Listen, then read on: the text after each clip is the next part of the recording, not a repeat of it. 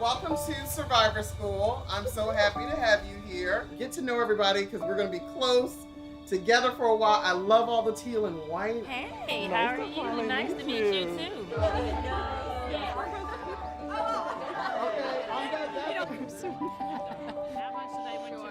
In the next couple days, your voice is going to be empowered, probably in ways that you have no idea that it will. We're learning how to take our stories and how to take it and turn it into advocacy so we can make other people aware of what we went through and how they can prevent them and their loved ones from going through it as well.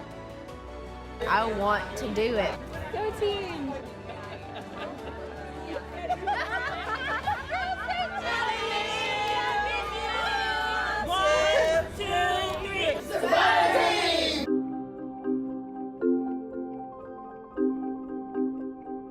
We strongly believe that the work that we do matters mostly because of the stories that we have to tell. A lot of what people in the public health community struggle with is not having powerful stories. We have numbers and studies and all these kind of quantitative findings. Numbers are great, numbers are important. What's really important is the breadth and depth of your story. What is your survivor story? Because we each have a unique survivor story, whether you think it or not. Do people really want to listen to what I have to say? How many of y'all have said that? Raise your hand, be honest. Okay? I know that telling your story is vulnerable.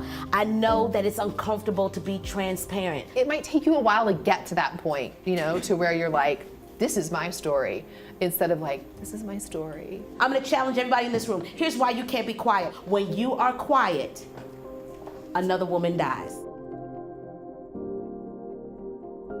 Things will not change until we all step up and really begin sharing. It's very difficult for me to figure out exactly where to be advocating because I don't have the stories that everybody else has. You mean The hardship that everybody else went through with chemo or radiation. Girl, you carried a human in your body, Everyone. and it could have killed both of you. Yeah. Right, and you survived. And you survived. No one should apologize for, oh, I just had stage 1 and then it was kind of done, because you felt that moment of panic and fear, just like all of us did. So what if your story is helping people not feel guilty about surviving? And then I got cancer and I just thought, I don't matter.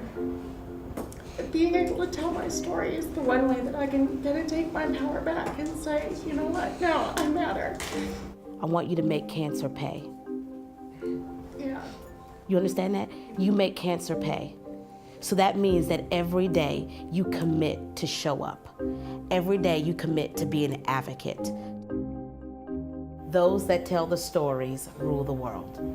And if you want to rule this world right here and be an advocate, you've got to start showing up and telling the story.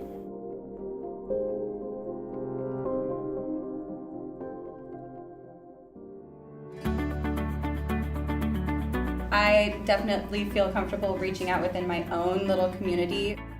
Making myself available for talks with parents and young adults, hosting events in my city.